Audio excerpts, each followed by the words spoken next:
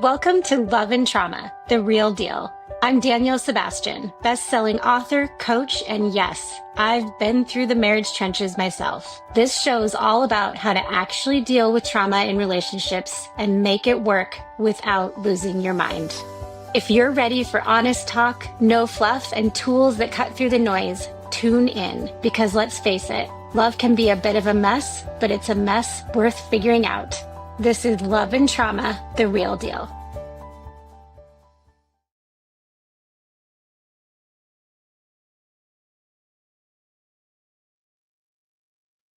If you've ever wondered if you really have the strength inside you to get through the hard stuff, this episode is for you. I'm sitting down with Carla Calderas. She's a therapist, coach, retreat leader, and author of Healing is Within You. And you guys, you just have to hear her story. At 14, Carla was facing poverty, abuse, and loneliness, but she made a bold decision. Her past wasn't going to define her.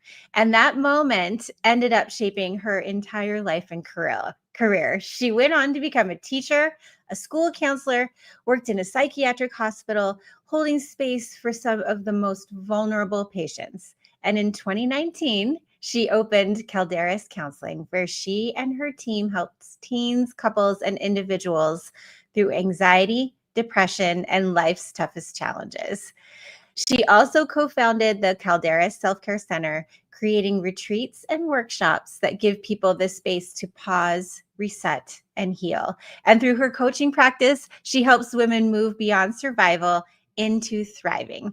In our conversation, Carla gets real about the armor that we build after trauma and why it helps us survive but keeps us from real connection. And she also talks about the simple steps you can start taking to feel safe enough to open up again. And here's why I want you to stick around until the end, because Carla brings her book to life by introducing three women: Nancy, who wrestles with anxiety; Gabby, who feels weighted down by depression; and Victoria, the achiever, who looks like she has it all together but feels empty inside. And for each one of them, she shares the one truth they need to hear to start healing. And honestly, it's the same truth every single one of us needs to hold on to. So stay with us because this episode is full of hope, practical tools, and the kind of real talk that help you stop just surviving and finally start thriving. Let's jump in.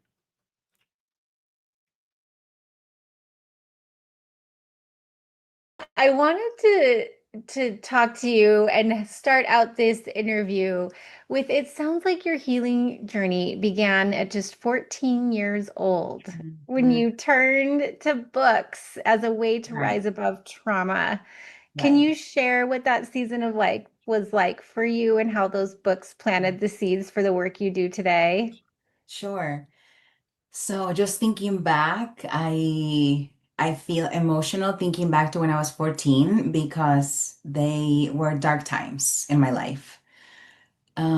Experiencing growing up with a single mom, experiencing poverty, sexual abuse.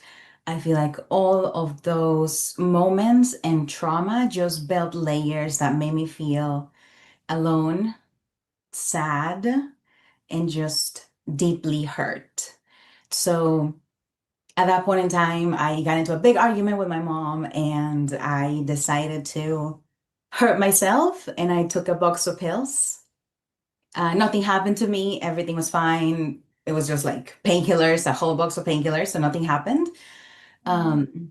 But that closeness to death, that possibility that maybe I could have died. I remember going to bed and just crying. And the next day I decided like this is not gonna be me. I'm going to succeed. I'm going to do whatever it takes to be successful and I don't need anybody. So at that point in time, I continue to develop those layers of protection, but instead of feeling, poor me, I am sad, I was putting on the shield that I am strong. I'm going to accomplish all my goals and I'm going to do it alone. So it developed this harshness and this independence, but like hard. And throughout my healing journey, I'm now learning to let go, to trust and to build that balance between reaching my goals and being an eloquent and powerful woman, but without the harshness, more of leaning into my softness, trusting and having a good work-life balance, and learning to remove these layers that the pain built. I've talked to quite a few trauma survivors, and I'm married to one, obviously. And so it just seems like those coping mechanisms that you developed to Mhm. survive, they served you. Right. But in adulthood and intimate relationships, they end up not serving you. Would you Correct. say that's kind of describe it? Sure, for sure, yes. So you learn to be independent and to not need anyone, but at the same time, that keeps you from building deeper relationships because you wonder if that person is going to hurt you. So it's better to not get too engaged or not develop those deep relationships because I'm better off by myself. I don't even want to risk getting hurt again. So for sure, it affects relationships, not just friendships, but romantic relationships. And then when we don't heal something, I feel like the same scenario keeps repeating itself, just with different people until we learn the lesson. Yeah. Yeah. I cannot imagine how hard it would be to trust someone Right. after a situation like that. Okay, so how did you do it? How did you start to break down that armor that you had Right. created? So it is a lifelong journey. Of course, when I was younger, my mom put me in therapy. I was seeing a therapist as a child, then as a teenager, and reading books. Also doing conferences, even at that young age, seminars, trying to learn from anyone. And having this mindset that I'm going to heal no matter how long it takes. I am healing and I'm going to do whatever it takes. So throughout my life, I looked at different things. I looked into different religions, types of food to eat, being vegan to be more aligned with nature and God. So I feel like it has been a lifetime of seeing what works and at the same time, not just putting my healing on external things or situations or people, but learning to trust myself along the way. So that's something that I help Mm. my clients do. Of course, get the coaches, get the therapy, get whatever you need, the physical trainer, whatever you need, but at the same time, find that balance of trusting yourself and Where seeing. do you think that came from? Where do you think that that desire or that thing that was like, I'm going to not let my life go down the path that it was going? Hmm, I I think just seeing other people and not wanting like a difficult life for me because we choose our difficult. It can be difficult because we are down and in pain and sad and hurting, or it can be difficult because you are trying to heal, you are trying to learn and become better. So I think it's about choosing the difficult that you want and that constant reminder that I am here to learn. I am here to become a better person. So I feel like that's something that separates people who are still healing or people who are maybe farther into their healing journey is that constant redirection. Because we all have the unhealthy thoughts. We all keep repeating similar patterns, but it's that constant reminder. I deserve better. I am worthy of having good things. So that constant redirection. Oh my goodness. Yes, girl, you do. Everybody does. I Of course. love that. Okay, and so you've worn a lot of different hats. Uh, Yes. Teacher? Yes, I used to be Yes. a teacher, elementary school teacher. Yes, Okay. I loved it.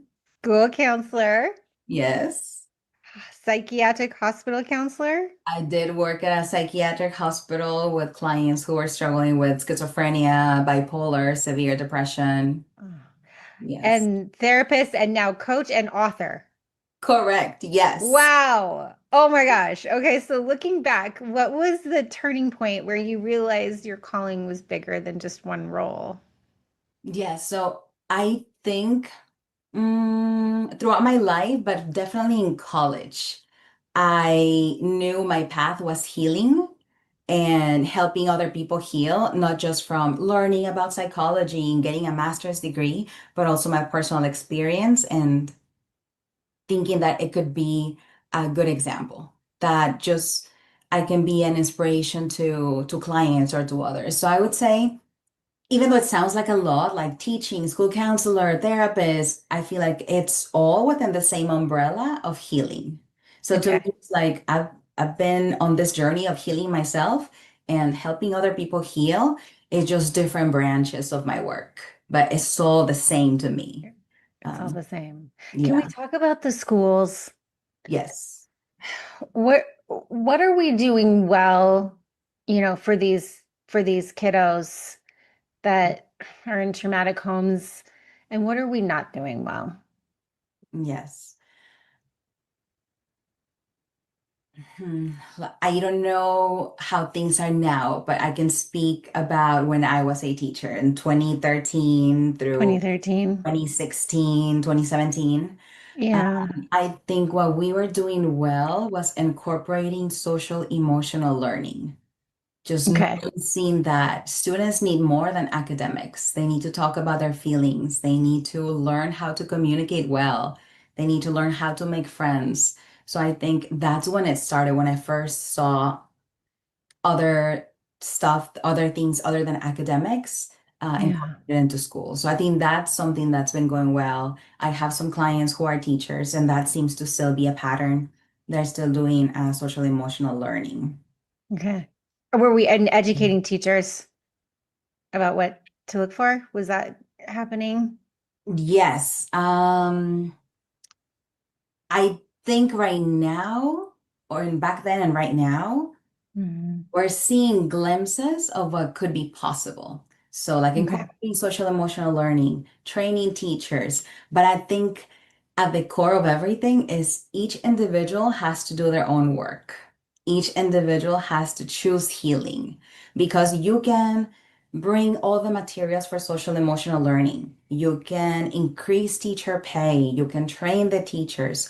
But if the teachers are not choosing healing, and doing the work like setting boundaries, doing the self-care that they need to do, having uncomfortable conversations instead of complaining, uh, praising themselves and celebrating themselves for all the work that they do, then no matter how much money you put into the school or how much focus you put in social emotional learning or how many resources you have, I feel like we can get stuck and not see that much progress.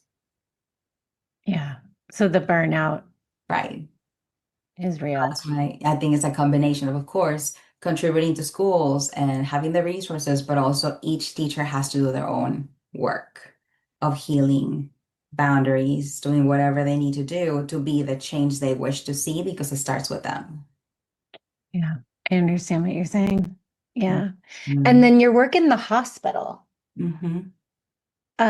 What was that like?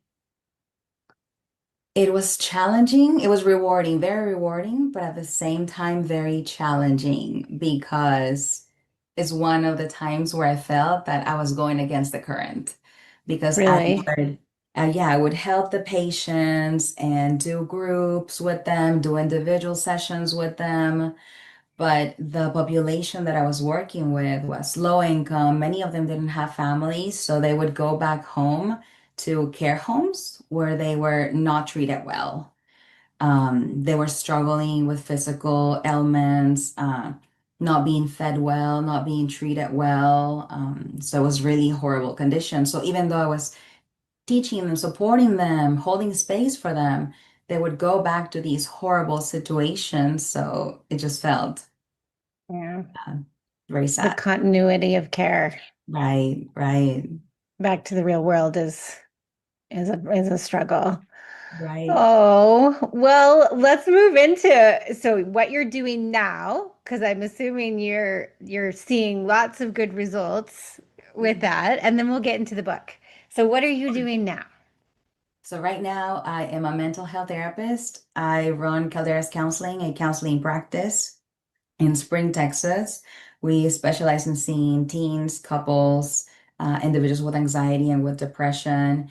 And I am the clinical director. I still see some clients, but I'm always available to all the therapists. I like speaking at churches, at different schools, training counselors for different school districts. So that's one branch. The other branch is Caldera Self Care Center. I have been doing retreats with my husband, so we're co-founders. He is a transformational coach and we have been doing retreats for couples. So just celebrating the relationship, the marriage, and also reminders of healthy communication, setting boundaries, connecting, building intimacy outside of sex. So that's another branch. Another branch is healing with Carla. That's the name that I have for coaching. So I see Okay. clients who don't need therapy for coaching. And then the newest branch is my book, Healing is Within You. Oh my goodness, I love that. You really are doing the whole spectrum of healing, aren't you? Right, yes. Oh, well, I'm curious. Let's get into relationships. So, what would you say are the most common patterns you see in people who are carrying that unresolved trauma into adulthood, and how is it impacting their relationships? hmm I would say disconnection, probably, just not feeling connected. And it shows up in different ways. It can show up in severe anxiety and just like being too anxious to even have the conversation, feeling like I cannot have it, like I'm gonna have an anxiety attack, so I'd rather just avoid it, or just getting violent, not just physically, but with words, getting aggressive. So yeah, Disconnection. disconnection, yeah. Avoiding difficult conversations, avoiding intimacy. Yes. And so, how do you work with people? Where do hmm you start? For example, if you're seeing that trauma is affecting, could be something that might be contributing to their relationships. hmm What is this? What is the first step? Yes, the first step is the most painful is we have to look at what happened. We have to look at your past. We have to look at the patterns. So that is very painful. And depending on the client, sometimes we start that after one or two sessions. Sometimes I have to teach them emotional regulation skills before we even get to that. But Okay. that's usually like the first step. We have to look at the past. We have to learn from it and reframe what happened to not repeat the same patterns. So it just depends on the client how much regulation coping skills they need before that to be able to talk about those difficult situations. Yeah. And when you talk about, did you say regulating Emotional tips or regulation. emotional regulation? What does that look like? So that means being able to manage your emotions. So to me, there are two ways we can regulate our emotions. One is recognizing where when we are at a 2 out of 10 instead of a 10 out of 10. So just being Yeah. so in tune with your body, listening to your body, how it is speaking to you, so that you're not waiting and you're not too overwhelmed that it's too late. You're not going to be able to have the conversation. You're just going to shut down. So learning their bodies, learning their physical cues to have the conversations. And then the other one is, let's say you are already at a 5 out of 10 or 8 out of 10, then we want to do a strategy to help you come back.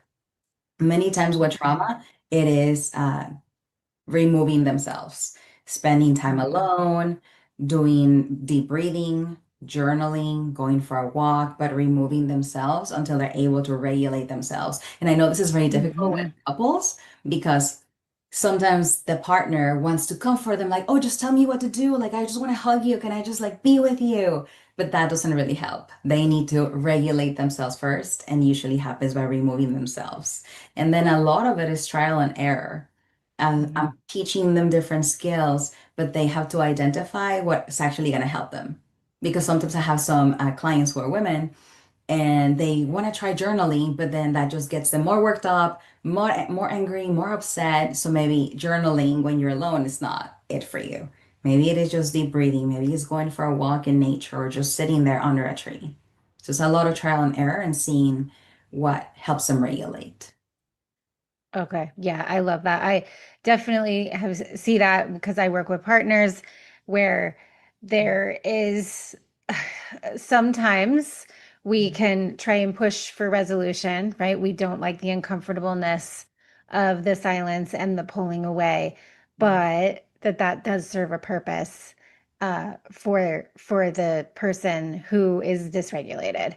I've definitely noticed that a lot of touch is not a good thing. Right. In many cases, sometimes, again, it's like you said, just all about what works in your particular situation and trying a bunch of different things. But Right. then I also agree, like sometimes then once you can figure out how to regulate, then identifying it early on. Right. Oh, is They have to come together. Yeah. really helpful in a couple. Right. Really helpful as a couple. Yeah. Oh gosh, I love that. Oh, great.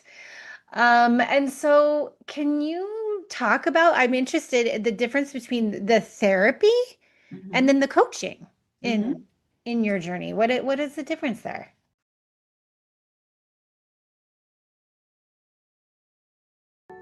Banging your head against the wall trying to navigate the complexities of a relationship impacted by childhood trauma, it doesn't have to be this daunting. When you're married to a partner with unresolved childhood trauma, it can feel like you're walking on eggshells, never quite knowing what will set them off. No matter what you try, it feels like there's always something triggering another emotional response that seems completely out of context. And the harder you try to fix it, the more discouraged you feel. So, what's the issue here? Navigating marriage with a trauma survivor is different. The love languages don't work, date nights don't work, self help books don't help. But here's the good news: I've created something that does work, something built from years of hard earned lessons and real life experience. Ready to take the first step toward real change? Let's talk. I'm offering a free one-on-one call where we'll dive into what's going on in your relationship and figure out a way forward together. This isn't just another quick chat. It's a chance to finally be heard, to share what you're going through with someone who truly gets it. No judgment, just real support. So if you're ready to start making sense of it all and find a little more peace in your marriage, book your free call now. Your happiness, your peace, and your relationship are worth it. Let's do it together.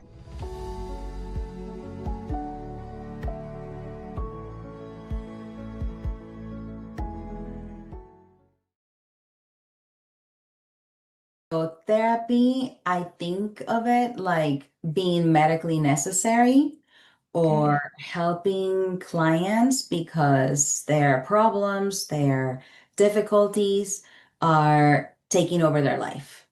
They cannot function or they're too overwhelmed.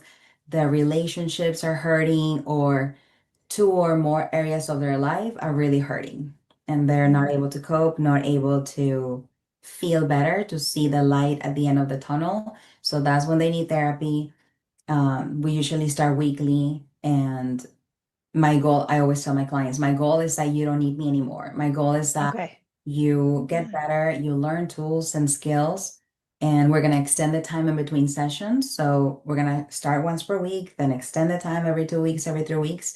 But my goal is that you learn the skills and feel better. Okay. So then they get to graduate therapy. Some of those clients still want support, or Okay. other clients who are having a good life, but Hmm.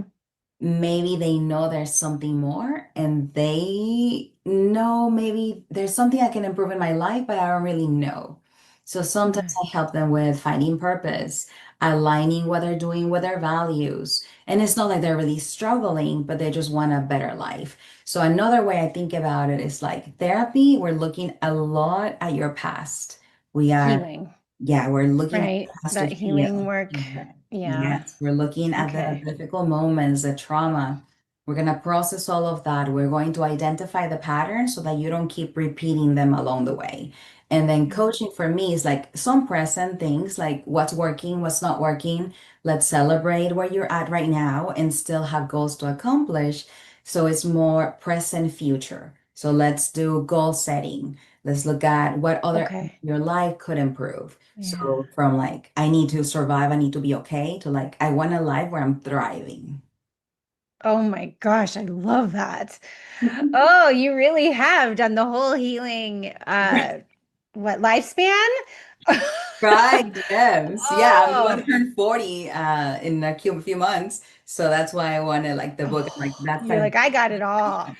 You yeah, have the all, couple, you have yes, the everything I've learned personally and in my professional life is in this book. And it's like my gift for my life of healing.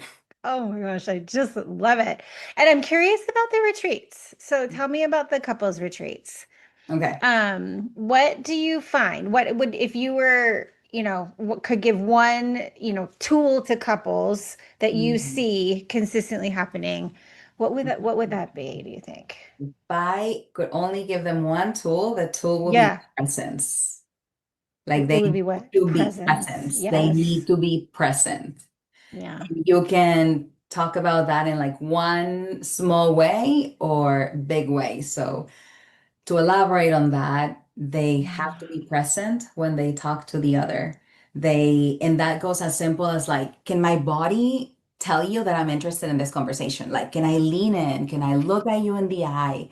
Can I show you that I'm not interested in my phone right now? I'm not interested in seeing what the kids are doing. I'm fully present right now, and all I have is you.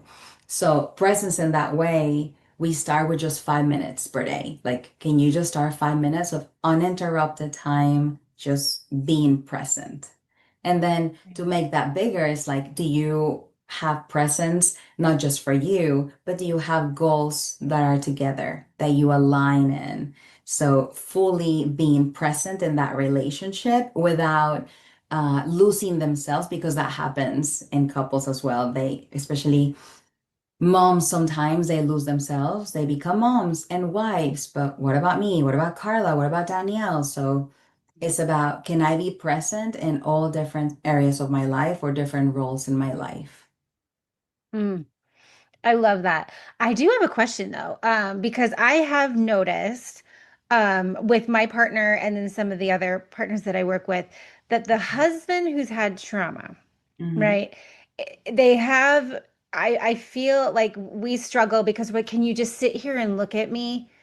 Can Mm. you look at me and pay attention to me where I felt like my husband does better when he's doing something else, but it used to bug me. Right?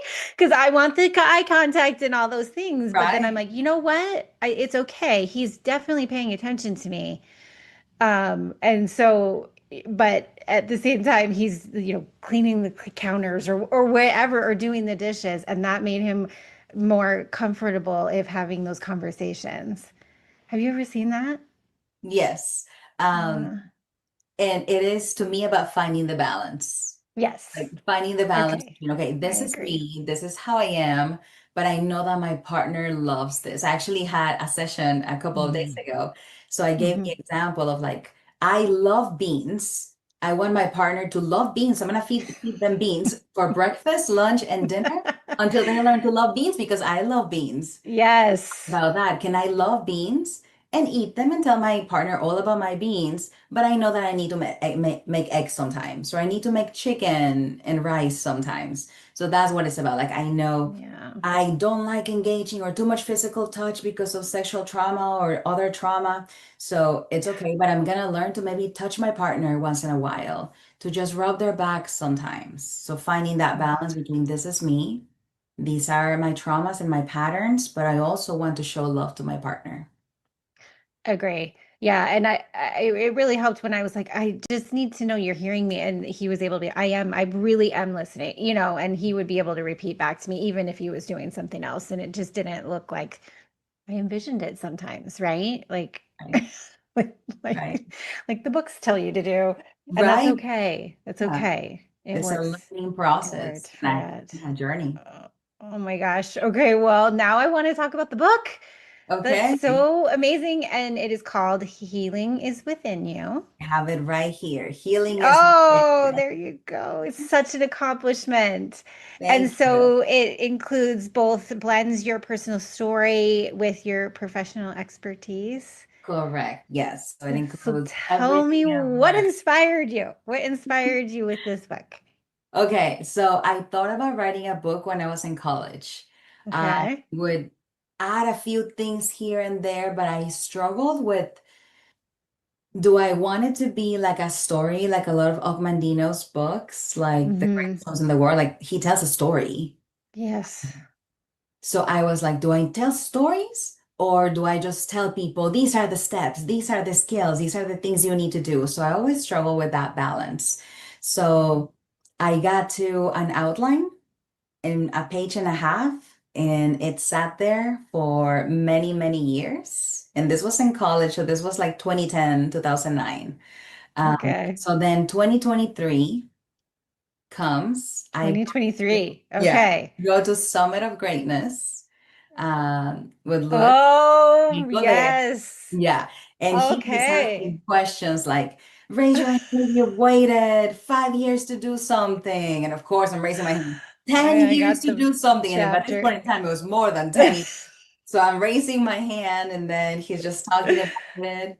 And then I feel like everything just aligned. Him Yeah. asking that question, him working with story builders who help him with his Yes. book. So then story builders were there doing workshops and then having a table for people who had questions. I spoke with them and I signed up with them to help me with the book. So Two. that's what got me to complete the book. And you brought your story in Yes, to so it's it. a combination of Yeah. it is a combination of stories and tools. The Yes. way I decided to do it is I created three avatars. Okay. So Victoria, Nance, Okay. and Gabby. So what I try to do with these avatars is thinking about the problems or the issues that I see the most. So to me, Nancy represents anxiety, women who are very Yeah. anxious. Gabby represents depression, just Okay. because sometimes we adjust and we change, but maybe they both had the same trauma, but their reaction and their patterns look different. And Yes. Victoria is somebody who also had trauma and pain, but she learned to close herself off. So she's attached. She looks like the bad babe, businesswoman, but Yes. also struggling and with no relationships. So I use those three avatars to tell us stories, to give examples with the tools I'm talking about, and then I incorporate a few of my own stories and traumas if they are relevant to what we're talking about. So Oh, I it's not my love whole life that. story. It's not an autobiography. It just, to me, is about helping people heal and letting them know that healing is within them. They can do it. And then I'm just using the avatars in my stories to Yeah. make points. I would love to touch on all three. Okay. If we Yes. Okay, anxiety. I just feel, do you feel like, I don't know, in the last few years, the anxiety level, Yeah. because I have a teenager, well, two teenagers. My little guy just turned Goodness. 13. I know. And then, but I just feel this anxiety in our society today is at an all-time high. Yeah. What are your thoughts on anxiety? Yes, so anxiety, yeah, I've seen an increase since COVID. After Yeah. that, we started seeing anxiety in like little kids and young kids. Little. So it really Yeah. affected our society. So with anxiety, the way I explain it to clients is anxiety is thinking a lot about the future and being worried about it. And many times it's being worried about things that we cannot control, Yeah. like the And you political can't turn climate, it off, right? Is right? those Like it's constant just you thoughts on can't turn it off because it's normal to have thoughts about the future and it's normal to have thoughts that worry you. Mhm. But you can usually, move on or talk yourself through it. I just feel like anxiety is like this, you can't turn off those thoughts. They just consume you. Right. And it goes from like one simple thing to catastrophizing and like, oh my Yes. gosh, I'm gonna die. Yes, yes. And I don't know, but I feel like social media also hasn't really helped, Right, at least the younger kids. right. I feel like it's a hard thing. It's So, yeah, it's a what trap. would you say? What helps the most for anxiety, would you say? Um, Mindfulness. Yeah. I would say, yeah, mindfulness is the word that comes to mind because, like we said, is anxiety is thinking about the future, having these thoughts on repeat. So, learning mindfulness is I'm gonna come back to the present moment. I know I have these Yeah. worries, these thoughts, but right now I am here. I'm going to focus on drinking my water, on writing the Mm. things I'm grateful for right now, is reminding yourself to come back to the present moment. So, Yeah. mindfulness. I think you're right. And I'll just taking a break from social, right? Just all those things, the things that are that will contribute, Right. taking little breaks. Oh, okay, I love that. And then depression. What do you define as depression? Depression to me is having long periods of sadness mixed with guilt, mixed with shame, mixed with feeling like you're the only one struggling through that. Yeah. And Yeah. just would you just say a blah, like wanting to a lack of joy with life, would you Um, say? Or how would you say? yeah, for sure. I feel like all of the Hmm. things that are depression cause lack of motivation, Yes. disconnection, wanting to be by yourself. Yeah. Yeah. And what would you say is the biggest thing for depression that can help? Mhm. Connection. Connection, and I explain that in Yes. different ways. Um, Yeah. Connecting to yourself, like Yeah. let me look at myself and all my accomplishments, all the things I've survived, all the things that I've been through, and how I'm still here. I still made it out. So, connection with themselves, connection with their families. Sometimes they withdraw, they want to be alone, they don't reach out, they just want to be left alone. So, it's can I connect with my immediate family, friends that I haven't talked to in a while, or connecting with nature. Sometimes they're so overwhelmed and so it's too much stimulation to connect and they have a lot of unhealthy thoughts playing through their minds. So maybe let's start with connecting with nature.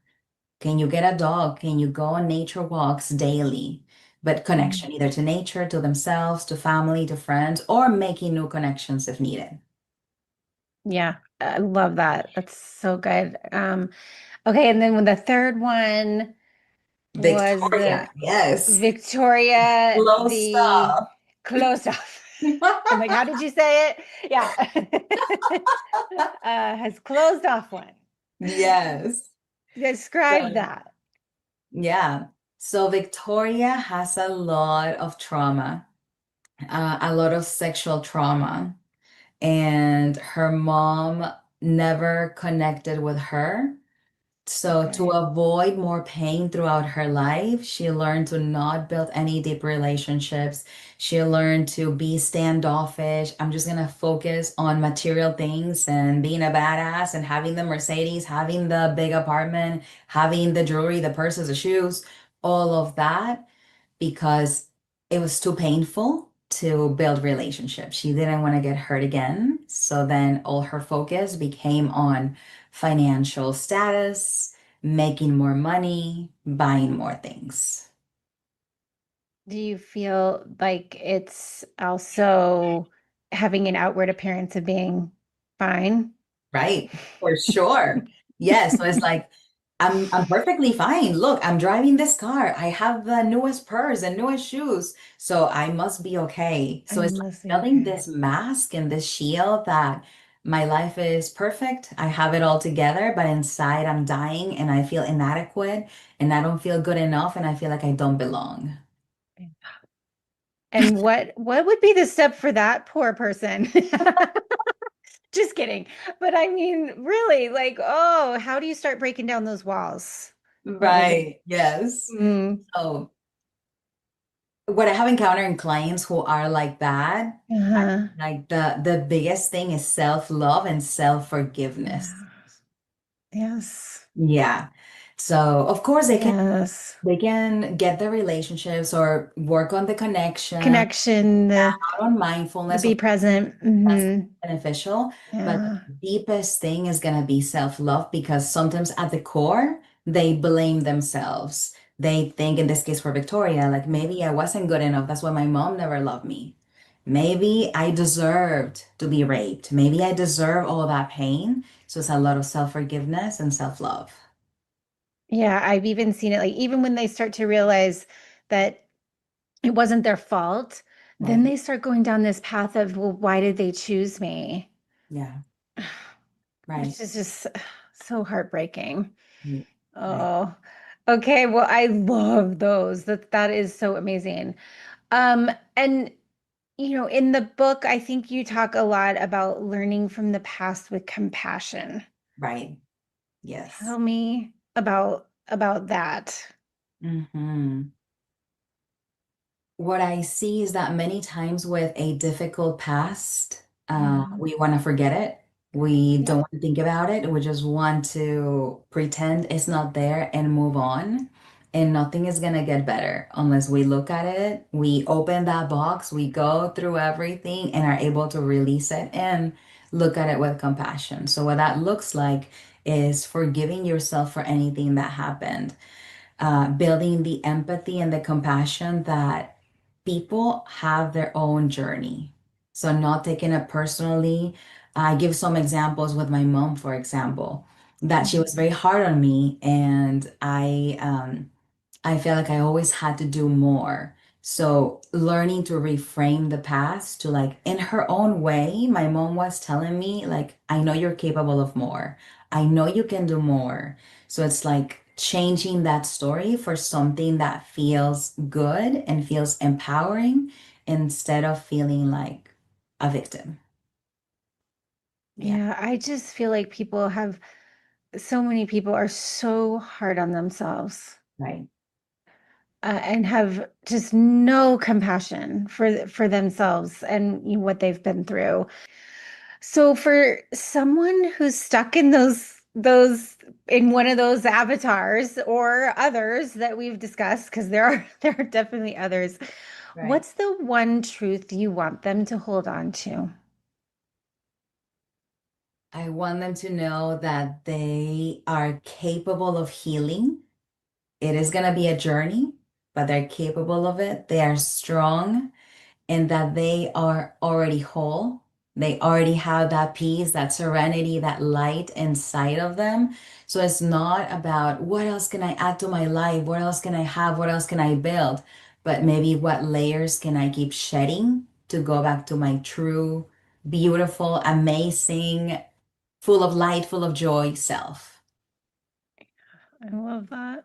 Yes. Okay, one final question. So, if healing is within us, Mhm. how can we begin to trust ourselves again when life has felt heavy, really heavy for so long?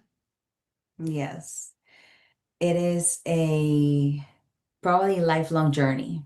So being patient and starting small. So what starting small looks like to me is if I say I'm going to drink more water today, I'm gonna do it. I'm gonna trust myself to do it. I'm going to cheer myself on to drink that extra glass of water. Because how am I going to think about trusting myself, trusting my intuition, if when it comes to the simple details and the simple things, you don't trust yourself? So start small, start where you're at, Maybe it is, I'm going to say, I'm going to incorporate more fruits and vegetables into my diet. So go ahead and do that. Maybe it is, I'm going to have that uncomfortable conversation that I've been avoiding for years. Trust yourself that you're strong enough to have that conversation and you're worthy of having that conversation. So I'm going to call that friend and say, hey, I actually stopped talking to you because I feel hurt because you said this 2 years ago. So whatever you say you're going to do it because you're deserving and worthy. And it's just going to help you build that self-love, self-esteem, and help you heal. Oh, I love that. I love that. That's a really simple, right? I mean, it's a simple thing that you can start doing, that you could start doing today to bring you out of that heaviness and start connecting with yourself, Right. right? And cheering yourself on for Right. success. We don't do that enough. You're We like, don't I did the celebrate. water. I Right. did Yes, it. for sure. Oh, thank you so much for today. If there was one other thing that you knew you wanted to get to this audience today before we got on this call, what would that be? It'll be, I'm going to speak to the audience. Yes. You're beautiful. You are amazing. So you don't have anything to prove. You don't have to do anything. You just have to look at yourself and celebrate how far you have come and know that healing is already within you. It's already taking place. And it's about just reminding yourself and redirecting yourself to choose peace and choose joy.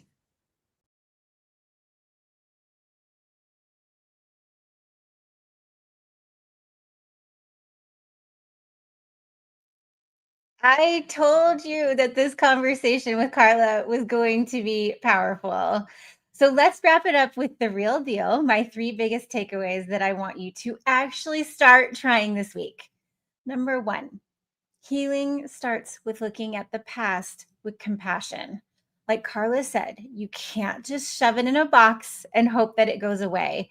Healing happens when you open it up, you learn from it, and reframe it so that it no longer defines you. Number two, self trust is built in the small things. I loved that about her discussion was that you don't rebuild confidence in yourself by making huge overnight changes. You can, but you can also start by keeping tiny little promises to yourself. Drink that glass of water, take that walk, make that call. Every small win tells your brain, I can count on me. And number three, you're already whole. This one hit me hard. Healing isn't about adding more, achieving more, or proving more. It's about peeling back the layers, shedding the armor, and remembering that everything you need is already inside you. So here's your challenge this week. I want you to pick one small promise you can make to yourself and keep it. Then celebrate it because you are stronger than you know, and you deserve to feel that. Carla, thank you so much for sharing your story and your wisdom. And friends, thank you for being here. If this conversation spoke to you, please check out Carla's book, Healing is Within You. It's on pre-sale and it launches October 7th. And of course, share this episode with someone who needs the reminder that healing is possible. I'll see you again next week. All right, that's a wrap for today on Love and Trauma, the real deal. Big thanks to my guests for sharing their insights. Couldn't have done it without you. Now, for those of you looking to take this journey further, I've got something special. Head to my website to grab Real Tactics, Real Healing, a survivor's playbook for navigating a relationship with a trauma survivor. It's packed with everything you need to know, do, and say to navigate the emotional minefield, find your balance, and regain your self-worth and happiness.